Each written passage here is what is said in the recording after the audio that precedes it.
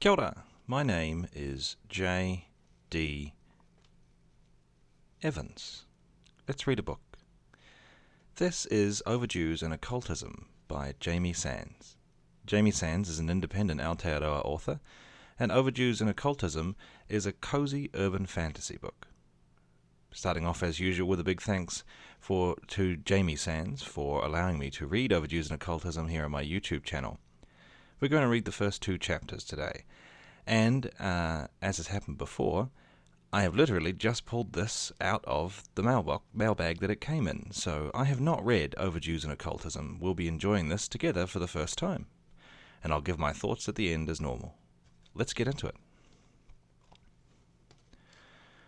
A witch in the broom closet probably shouldn't be so interested in a ghost hunter, right? That Basil is a librarian comes as no surprise to his Mount Eden community. That he's a witch? Yeah, that might raise a few more eyebrows. When Sebastian, a paranormal investigator filming a web series, starts snooping around Basil's library, he stirs up more than just Basil's heart. Between Basil's own self-doubt, a ghost who steals books, and Sebastian, an enthusiastic extrovert bent on uncovering secrets, Basil's life is about to get a lot more complicated.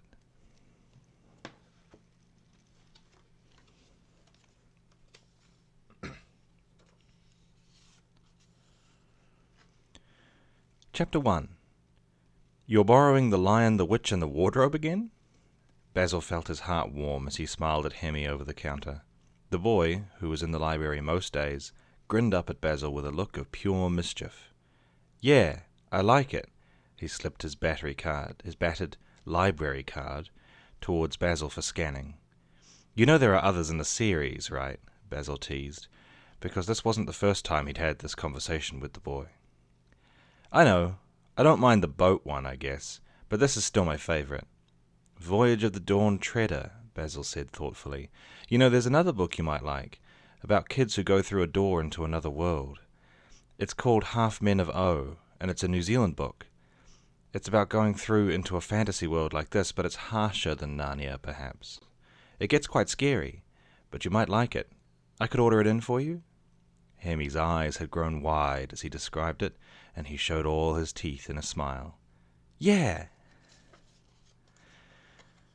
Of course. Basil swiped the battered copy of C.S. Lewis's classic and slipped the return date slip in the front of the book. There you go. I'll order the other one for you. It's okay if you don't like it. I just think you could give it a try. Thanks, Basil, Hemi said. He took the book gently, reverently, as if it were the most precious thing in the world, and hurried off. There weren't a lot of children who made their way into the Mount Eden library right after school, but the ones who did were always gems in Basil's opinion. Some of them were very quiet and shy and sneaked food in against the rules, and some were like Hemi, looking for an escape and not being too careful of the noise they made. Basil left books on display where the shy ones would find them.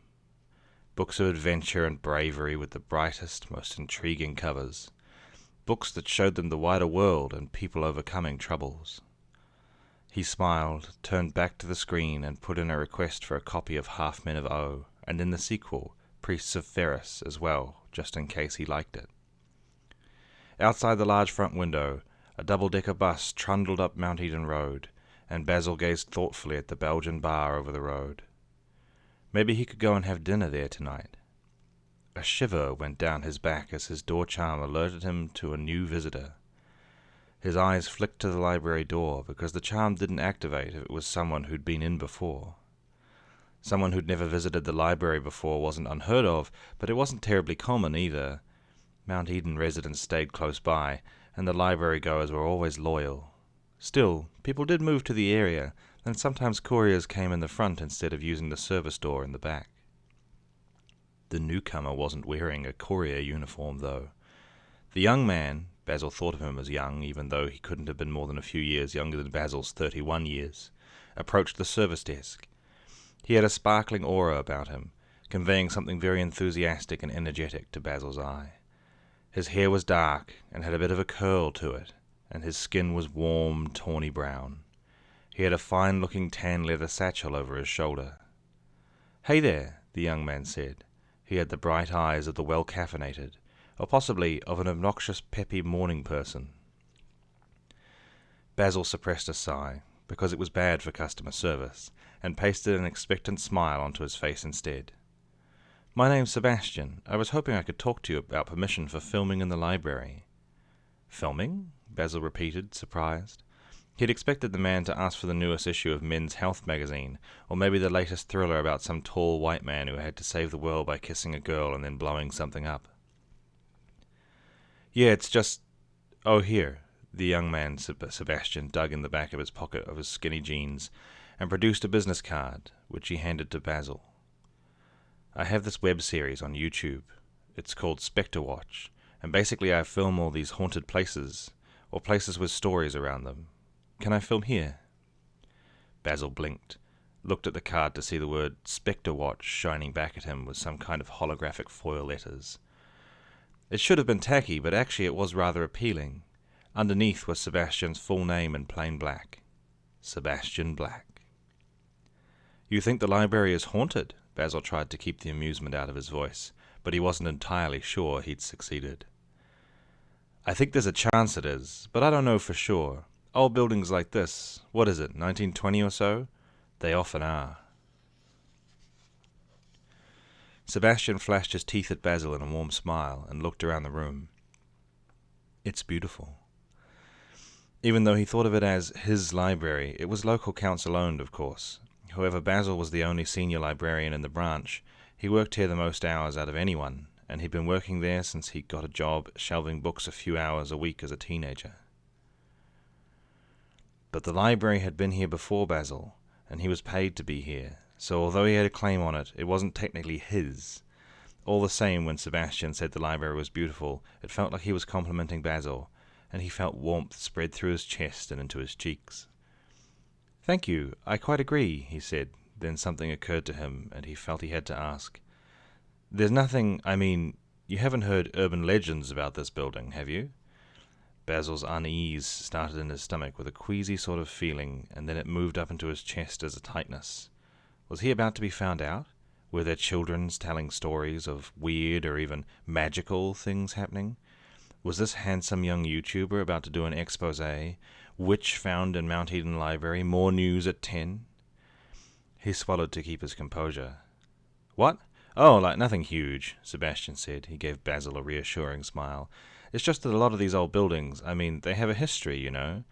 He gestured one hand at the wall and grinned. "More often than not, if you come into an old building after dark, put out an EMF and record sound and video, you find something. It might be a weird voice or a shadow that doesn't make sense. You just never know until you try it." Sebastian's smile hadn't wavered. In fact, it had got more enthusiastic. He looked hopeful, and his eyes were bright and hazel, and Basil's fear had taken a back seat to Sebastian's enthusiasm. It triggered Basil's own need to be helpful. His job was to answer questions just like this, after all. "Right, well, I'd need to ask about permissions. You'd want to film after dark, then?" Sebastian nodded. But anything you can get would be brilliant, honestly. Thank you." "I'll have to check and find out. You'll need one of the library staff to stay behind and let you in. Observe and..." Basil stopped before he said, "Make sure you don't steal anything," because it seemed impolite. He cleared his throat. "Well, we'll need to let security know you'll be here after hours as well, I suppose. I'll make some calls." "Thank you." Sebastian acted as if Basil had just given him a puppy on Christmas morning. Basil couldn't help but smile back at him. "Why don't you take a seat and I'll ask right now and let you know what I find out." "Great, perfect, thank you." Sebastian took a breath, clasped his hands together and grinned. "I'll be around." "Don't leave the library. I'll just..." Basil felt his cheeks warm for no apparent reason as he gazed at Sebastian. Inexplicable. "Understood," Sebastian said. Basil went in the back to get Megan. "Would you mind taking over my desk duty for a bit, dear? I have some calls to make." "Sure, Baz," Megan said, winking at him. She called him that purely because they'd known each other, worked together for 5 years, and she knew he hated it. Megan was one of the people who only worked a day a week as something to do, but she was an absolute dream with the older folks, with endless patience for explaining how the computer catalog worked, and explaining why they didn't still use the cards. "Hey, do you think you'll make it to the quiz night this week?" Probably not. You should really get out more, Baz. All this time alone with books isn't good for you, you know. He half giggled, uncomfortable in response. She bustled out to the desk, and Basil picked up the receiver on the landline and dialed the team leader. Chapter 2. Printed permission form and security disclaimer in hand, Basil walked back out into the main part of the library an hour later. Megan was in a deep conversation with one of the regulars, a single mother of 3 who brought them all in twice a week for stacks of books. A quick glance around revealed Sebastian sitting cross-legged in the children's section. He had a children's guide to ghosts open on the floor in front of him, and was deep in conversation with Hemi. Both of them were poring over the coloured pictures in the book. As Basil approached, he saw it was open to a spread on seances. Not a great idea, Basil said before he could think how it would sound. You don't want to go around calling on spirits who may or may not wish you harm. I didn't pick you as someone who's into the dark arts. Sebastian looked up at him, a surprised smile lighting his eyes. You want to be safe with these things, of course.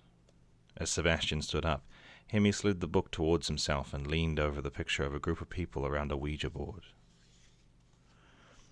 So, what's the verdict? Sebastian dusted his trousers off with both hands and raised his eyebrows. Permission granted, Basil said. Choose your days, fill out these forms, give us some identification to copy, and you're good to go. Can it be tonight? I want to film tonight, if that's possible. Are you going to do a Ouija board in the library tonight? Hemi looked up from the book with a huge grin. It's Ouija, Sebastian said. Now, I must admit I don't actually know how to pronounce that myself. I'll need to Google that later. No one's doing that, Basil said, quickly. Sebastian here is just filming for a project. Spectre Watch on YouTube, Sebastian said to Hemi. Check it out. Is it really appropriate for children? Basil asked, his voice cracking a little. Sebastian seemed to catch that Basil didn't want him advertising his show to the library patrons, and he cleared his throat. I'm 9. It'll be fine, Hemi protested. Hey, catch you later, Hemi. Sebastian gave him an awkward little wave as he left. Basil and Sebastian walked back towards the counter. So, will tonight be okay? Basil handed him the forms and nodded. Yes, I expect so. I'm closing up tonight, and I suppose I can stick around to observe and lock up again. Thanks, that'd be great. Sebastian looked at the papers in his hand and then back up at Basil. Can I borrow a pen, please?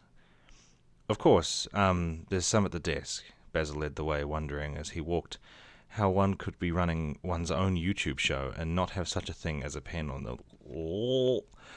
Especially when he had that lovely satchel. Sebastian filled out the forms and then felt around his pockets for a wallet, pulling out his driver's license, which he handed to Basil. Right, there.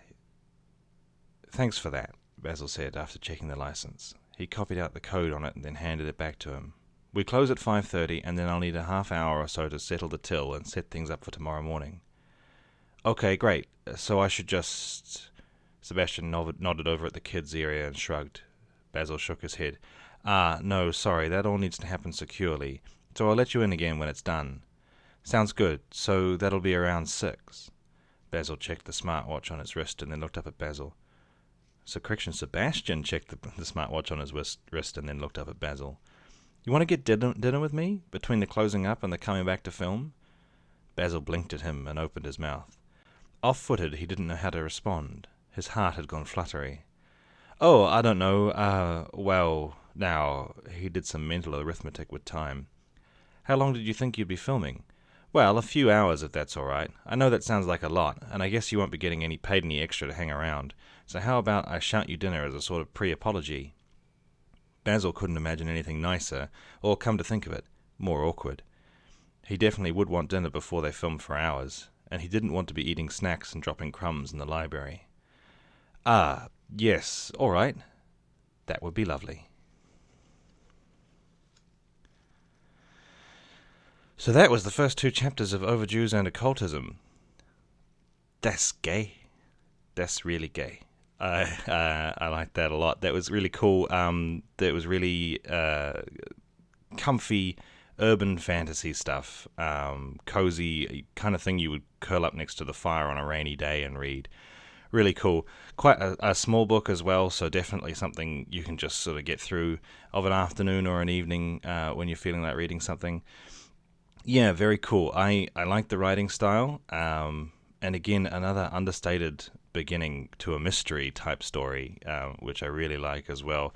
Setting the scene in a very realistic way. I've been to Mount Eden. And yeah, just a really cool opening to a lovely little Aotearoa set novel. That's cool. So that was Overdues and Occultism by Jamie Sands. Big thanks again to Jamie Sands for letting me read the book on here. There will, of course, be all of Jamie's details in the comment section, the description below, including where you can purchase Overdues and Occultism and a number of other cozy short stories by Jamie and other works as well. So check out the description below for that. Thanks again very much for watching. If you like this video, please feel free to leave a like. If you want to see more like this, please subscribe. And if you have any suggestions for what books I might read, or you just want to comment on this video, maybe talk about Overdues and Occultism, please feel free to comment below as well. Any comments, likes, and subscribes are great for the channel. They help me to build up the base and help me to keep doing videos like this. So thanks once again, and I will see you tomorrow.